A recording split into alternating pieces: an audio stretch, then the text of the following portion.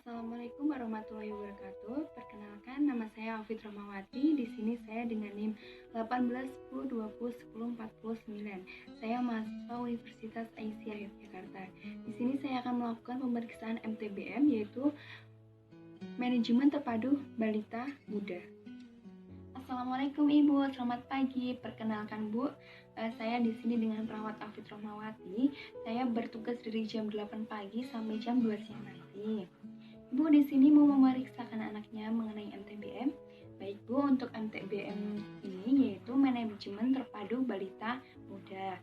Tujuannya yaitu mengetahui apakah ada kelainan pada bayi Ibu. Begitu ya Bu.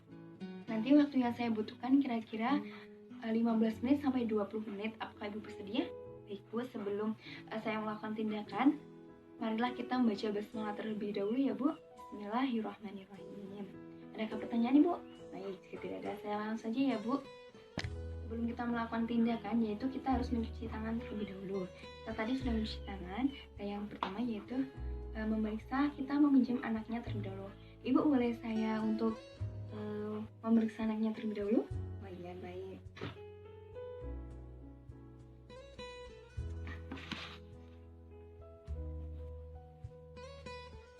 Bu, untuk anaknya ini pernah kejang atau tidak Bu? Tidak ya Bu, ya. Bayinya tadi tidak pernah kejang ya Bu? Oh iya. Nah, kalau untuk makan dan minumnya Bu bagaimana Bu? Oh baik. Tidak memuntahkan kan Bu? Oh iya. Tidak memuntahkan ya. Saya hitung pernafasannya terlebih dahulu ya Bu.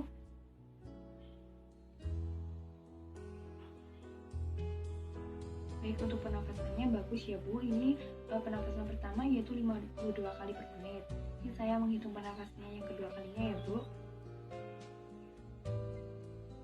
Baik, juga sama Bu, 52 kali per menit ya Bu. Saya lihat untuk gerak-geraknya dulu ya Bu, bayinya ya Bu.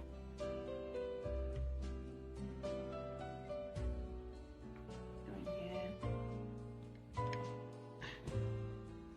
Ibu, untuk anaknya apakah pernah mengalami warna kulit yang kuning ataupun bagian mata berwarna kuning? Oh, pernah ya Bu. Berapa lama Bu? Lebih dari 24 jam? Oh, begitu Bu. Nah, ini ada indikasi untuk terjadinya ada ikterus ya Bu. Nah, untuk pemeriksaan selanjutnya yaitu untuk pemeriksaan diare ya Bu. Apakah anak mengalami diare atau tidak ya Bu? Saya lihat keadaan umumnya dulu ya Bu. Ya, anaknya bergerak atas kemauannya sendiri. Oh iya Bu, ya. Bayi sering gelisah atau rewel nggak Bu? Oh, begitu ya Bu, ya. Saya lihat dulu ya Bu. Saya lihat turgor kulitnya dulu ya Bu. Oh iya. Baik. Ibu, ini untuk bayinya, untuk keadaan matanya ini cekung ya Bu. Berarti menandakan bayi dehidrasi. Namun untuk gejala yang lainnya tidak ada hambatan yang lain ya Bu. Seperti turgor kulitnya juga kembali normal ya Bu. Ini berarti diare tanpa dehidrasi begitu ya Bu. Nanti saya akan jelaskan untuk tekniknya bagaimana tindakan pengobatan-nya begitu ya Bu. Bu, untuk Ibu sendiri apakah pernah mengalami tes HIV? Oh, sudah pernah. Untuk bayinya juga sudah pernah Bu? Oh, sudah pernah. Untuk hasilnya bagaimana Bu? Negatif? Oh iya, negatif ya Bu. Baik Bu, ini negatif ya Bu. Berarti mungkin infeksinya bukan HIV ya Bu. Ibu, untuk pemberian ASI-nya bayinya diberi berapa kali Bu dalam sehari? Oh baik, ya sering mungkin ya Bu, ya. Oh, apakah diberi ASI selain ASI, anaknya diberi apa Bu? Berapa kali Bu dalam satu hari Bu? 24 jam? Oh, kadang satu kali ya Bu. Oh baik. Nah, untuk pemberian ASI-nya itu apakah Ibu menggunakan alat yang lain Bu? Ataukah menggunakan gelas mungkin? Atau sendok? Oh baik, tidak ya Bu. Nah, ya baik Bu. Ini saya timbang dulu ya Bu bayinya Bu. Baik, untuk timbangannya normal ya Bu. Nah, ini saya lihat ada luka tidak ya Bu di tubuh anak Ibu? Tidak ada luka ya Bu. Untuk kecerahan bibir, saya lihat dulu Bu. Baik. Ini untuk berat badannya tidak rendah ya Bu menurut umur dan tidak ada masalah pemberian ASI juga. Ya, baik Bu, ya. sendiri ataupun untuk ibunya? Apakah ibu memiliki keluhan? Oh, iya. Pinjam batunya cekung tadi ya, Bu? Iya, dan berwarna kuning. Oh iya, Bu, iya. Baik. Bu, tadi saya belum ukur suhu badan adik ya, Bu. Saya ukur dulu ya, Bu, suhu badannya berapa? Oh, baik, suhu badannya normal ya, Bu, yaitu 36,5 derajat Celcius. Nah, ini untuk klasifikasinya, yaitu anak ibu mungkin bukan infeksi ya, Bu, karena tidak memiliki gejala-gejala yang mengarahkan ke infeksi. Untuk klasifikasi selanjutnya, bayi ibu tadi mengalami ikterus ya, Bu, yaitu dengan tanda-tanda itu tadi mengalami kekuningan selama 24 jam. Itu tadi kuningnya di bagian mata dan bagian tubuh bayi ya, Bu. Baik, begitu. Nah, untuk tindakan pengobatannya, nanti ibu melakukan asuhan dasar bayi muda ya, Bu, dan ibu menyusuinya lebih sering. Dan ibu nanti untuk kembali segera ke sini lagi untuk memeriksakan keadaan umumnya lagi ya, Bu. Nah, ini tadi untuk asuhan dasar bayi mudanya. Yang pertama, ibu bisa mencegah infeksi dari anaknya. Mungkin tadi kan itu bukan infeksi ya, Bu. Nah, untuk asuhan dasar bayi muda ini ada pencegahan infeksi, ada menjaga bayi muda selalu hangat, imunisasi, dan memberikan ASI sesering mungkin. Nah, untuk bisa mencegah infeksi, ini yang pertama, cuci tangan sebelum atau sesudah memegang bayi ya, Bu. Bersihkan tali pusat jika basah atau kotor dengan air matang. Kemudian keringkan dengan kain yang bersih dan kering ya, Bu. Ingat ibu supaya menjaga tali pusat selalu bersih dan kering. Terus selanjutnya itu jaga kebersihan tubuh bayi dengan memandikannya setelah suhu stabil. Terus menggunakan sabun dan air hangat. Bersihkan seluruh tubuh dengan hati-hati ya, Bu.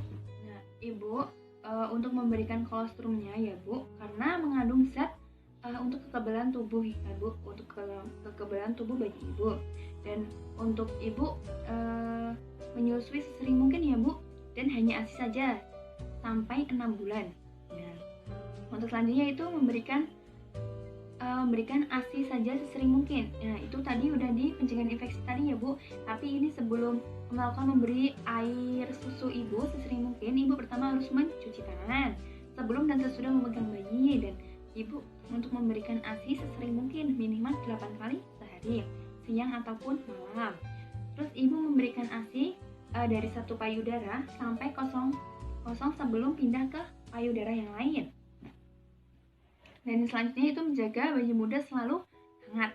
Nah, untuk itu ibu bisa mencuci tangan sebelum dan sesudah memegang bayi. Ini harus dilakukan ya, Bu.